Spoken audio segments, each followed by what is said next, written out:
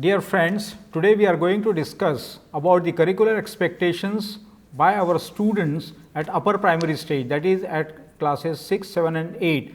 What exactly they are supposed to learn during these classes. So, in the beginning we will say that the children are expected to move from concrete numbers to number sense. Now, what we mean by this? They have studied about the numbers, the 1-digit number, 2-digit numbers and so on. Now, they are expected to see how they can use these numbers in daily life, how they can compare the numbers. For example, if I have a number 52 and if I interchange the digits 5 and 2, will the number increase or decrease? By how much? So, these things they should be able to tell. This was the first curricular expectation that you are seeing on the slide. Second, they are able to see relationships and decide the patterns, relationships among the numbers and what patterns is generated. For example, if I have a number 10, it can be written as 9 plus 1, 8 plus 2, 7 plus 3, 6 plus 4 and so on in different ways.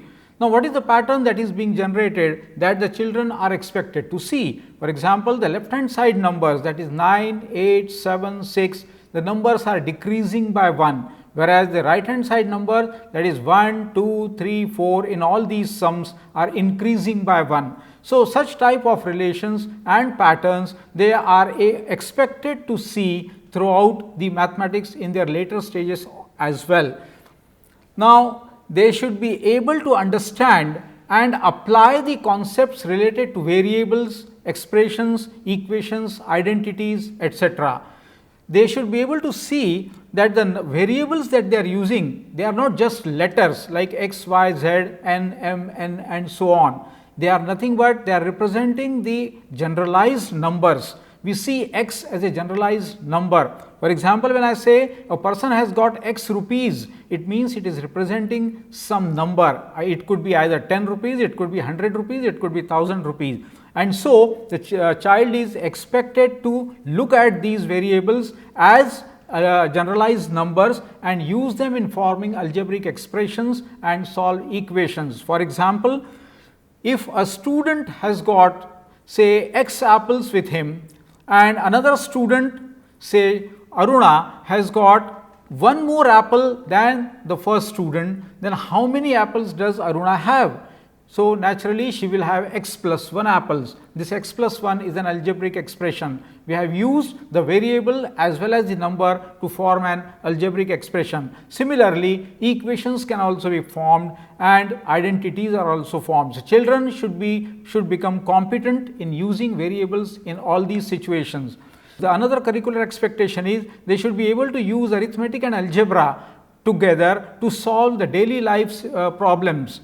For example, in a triangle, suppose in an isosceles triangle, the two base angles are of 50 degrees each, then what will be the third angle?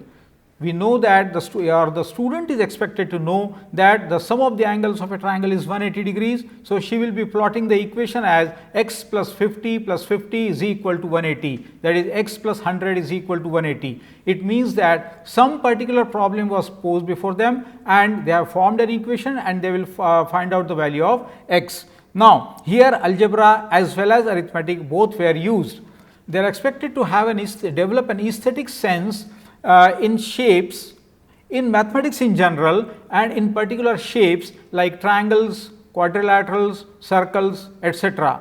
Suppose there is an equilateral triangle, there could be different lines of symmetry. In an isosceles triangle, there could be lesser number of lines of symmetry, but if I take an scalene triangle, then there won't be any lines of symmetry. In a circle, there could be infinite numbers of lines of symmetry. These concepts the student has to develop during her study at upper primary stage, and she identifies space as a region which is bounded by some regular shape. For example, the tabletop or the top of a laptop, it is rectangular in shape. The region that is enclosed within a boundary which forms a rectangle, or a tabletop can also have a region that is bounded by a circle. So, these things the students are expected to learn. Another curricular expectation is they develop spatial understanding in terms of perimeter, area, volume and so on to solve their day-to-day life situations.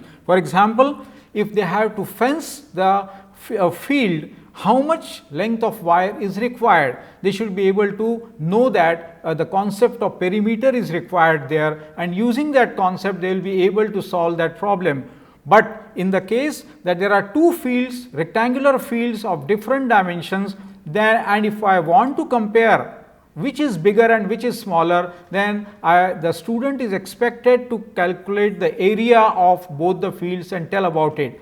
Then another important part of this learning is they are expected to provide reasoning for whatever they are doing. For example, in the case of geometry, if suppose they say that two triangles are congruent, they should be able to tell why they are congruent, which congruence test has been used and which are the sides that are the corresponding sides. And lastly, the curricular expectation is about the data, the collection of data, representation of data that forms a very important part in our day-to-day life and in later stages in statistics as well. So, that is all for the curricular expectations for students at upper primary stage. Thank you so much.